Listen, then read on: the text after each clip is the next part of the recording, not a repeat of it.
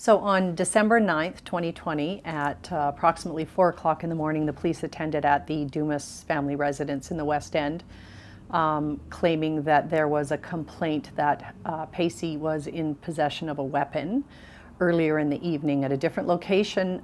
We don't, to this day, know any more facts about those allegations. Ms. Dumas allowed the police to enter her home without a warrant and look around the house to make sure there were no weapons, and none were found, none were located. And the officers asked Pacey and his brother Blair, 18 and 19 years old at the time, to come outside so they could speak with them, which they cooperated and did. They were both asked to lay on the ground on their stomachs, which they did. Blair was put in handcuffs. Pacey may or may not have been put in handcuffs at that point in time. While Pacey was laying on the ground under police control and custody, surrounded by 4 or more officers, one officer, as stated by an eyewitness who watched the entire event unfold, was screaming and yelling at Pacey, appeared to be very agitated, and then all of a sudden ran at him and football style kicked him in the right side of his head. It's an aggravated assault by criminal code standards.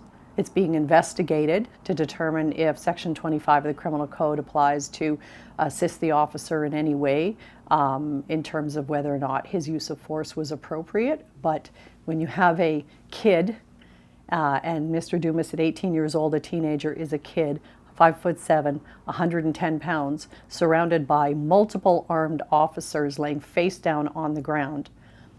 He was no threat to anyone. He was unarmed. There's no conceivable explanation for why he suffered the injuries that he has suffered and will affect him for the rest of his life. I didn't remember my stay at the hospital. I remember going to go visit with my buddy, but after that, I don't remember nothing else throughout the night or my stay at the hospital. I was there for like maybe a week, maybe 9 days, and after the day after what the cops did to me after my surgery and stuff, my grandma came visit me at the hospital, and I guess she said I didn't remember her. And when they told me that, like a couple of months later, it kind of hurt because I didn't know I didn't remember my grandma, because she was the one that practically raised me and my brother. So it kind of hurt after a while. I just want my story to be out there so people can know what happened and everything, and how it made me feel, like mentally and stuff.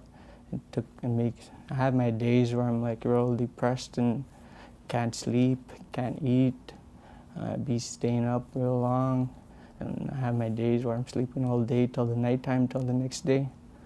It's too much anxiety for me. It's hard for me to try to get some sleep when I'm constantly thinking about that night, what happened and why they did what they did to me, even though they said that we were being like compliant with them, like listening. It just makes no sense. Why did they have to kick me and then drag me after they're done kicking me? Even though me and Blair weren't even resist. Oh, me and Blair weren't like doing nothing. Like we're listening to them. Like it doesn't. That's what I think about the most. Like, what was the purpose of what he did? I didn't really think it was a big deal, but it's a pretty big deal now that I think about it, because I could have lost my life.